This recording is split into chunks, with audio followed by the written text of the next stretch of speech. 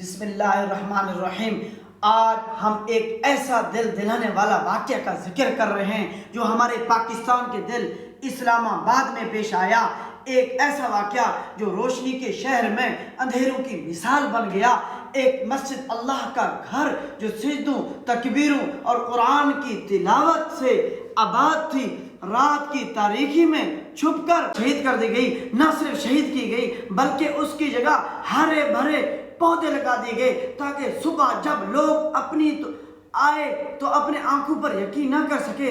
سوچئے فجر کے وقت جب امام صاحب مسجد کا دروازہ کھولنے پہنچے تو دروازہ ہی نہ ملا، وہ مسجد گاہ ہی نہ ملے، صرف خاموش زمین تھی اور چند پودے جیسے وہ پودے بھی زمین سے سوال کر رہے ہوں، کہاں گئے وہ سجدے، کہاں گئی وہ تکبیر کی صدائیں۔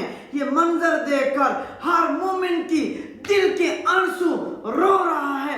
اللہ کے گھر کا ایک پتھر بھی ہٹا دینا کتنا بڑا گناہ ہے، اور یہاں تو پوری مسجد کو مٹا دیا گیا ہے۔ کتنا بڑا گناہ ہے، اور یہاں تو پوری مسجد کو ہٹا دیا گیا۔ کیا یہ ظلم کی انتہا نہیں؟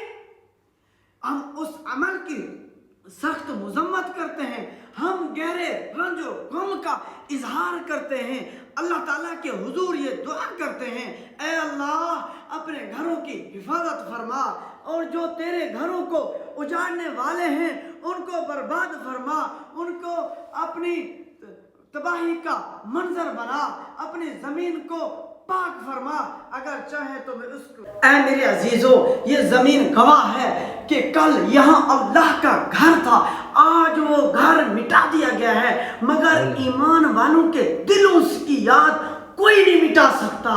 یاد رکھو، دنیا کا ہر ظلم ختم ہو جائے گا، مگر جو ظلم اللہ کے گھر پر ہوا اس کا حساب قیامت کے دن ضرور ہوگا۔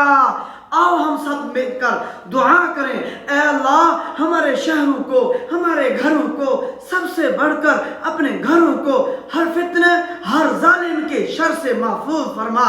وآخر دعوانا الحمدللہ رب العالمین۔